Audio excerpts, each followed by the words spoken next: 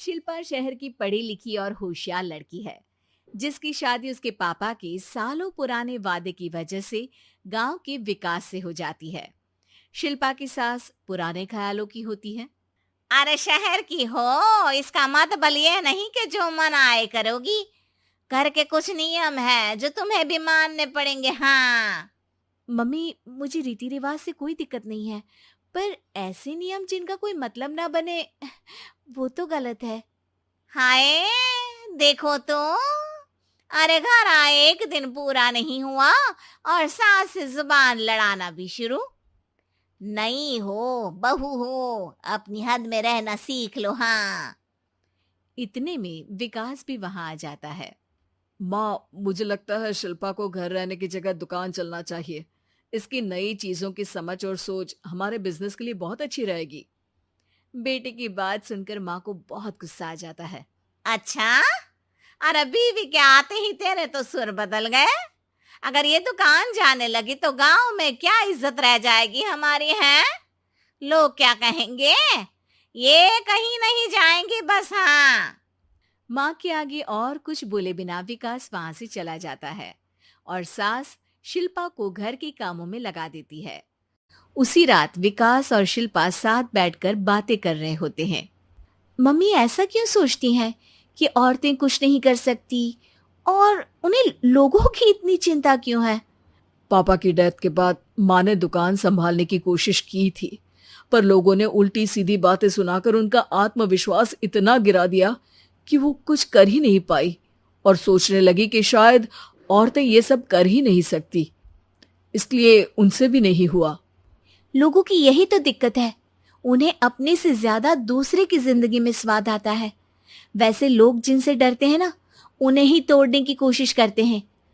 आप फिक्र मत करो, मम्मी की सोच बदलने का तरीका है मेरे पास। और अगले ही दिन से शिल्पा अपनी सास की सोच बदलने और लोग क्या कहेंगे के डर को खत्म करने की जद्दोजहद में जुट जाती है। मम्मी, आपको पता है, गीता बबीता, अरे जिनके ऊपर दंगल फिल्म भी बनी है, मैं फिल्म बिल में नहीं देखती। हाँ। वो हरियाणा की लड़कियां हैं। दोनों रेसलर हैं। उन्होंने जब ये शुरू किया था ना, तो लोगों ने बहुत बातें बनाई, बुरा भला बोला, मजाक भी बनाया, लेकिन उन्होंने ना किसी की सुनी, ना अपने ऊपर से विश्वास खोया और ना ही हार मानी। और देखो आज किस मुकाम पर है। अरे तो ये सब मुझे क्यों सुना रही है। हाँ। नहीं नहीं, बस ऐसे ही, हमें अपने आसपास की खबरें तो रखनी चाहिए ना। ऐसा कहकर शिल्पा अपनी सास को सोच में डालकर वहां से चली जाती है।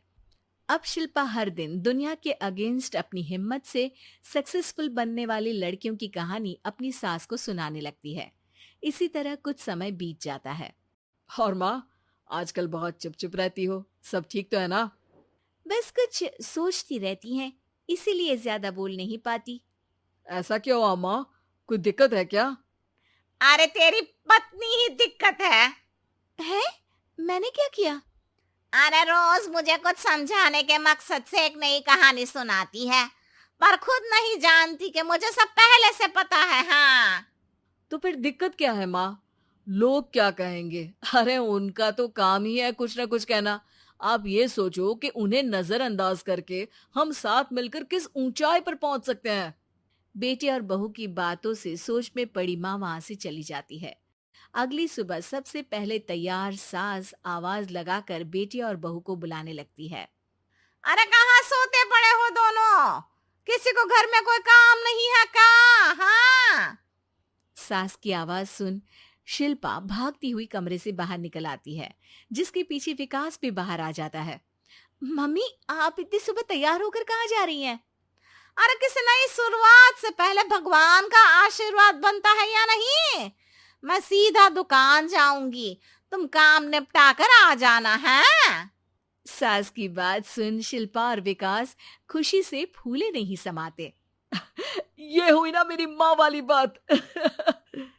पूरा परिवार मिलकर दुकान पर काम करने लगता है, जिसमें विकास और उसकी माँ दुकान संभालते हैं, तो शिल्पा काम को ऑनलाइन डाल शहर और इंटरनेट का काम संभालने लगती है, जिसे देख गांव में लोगों के बीच गॉसिप शुरू होते देर नहीं लगती।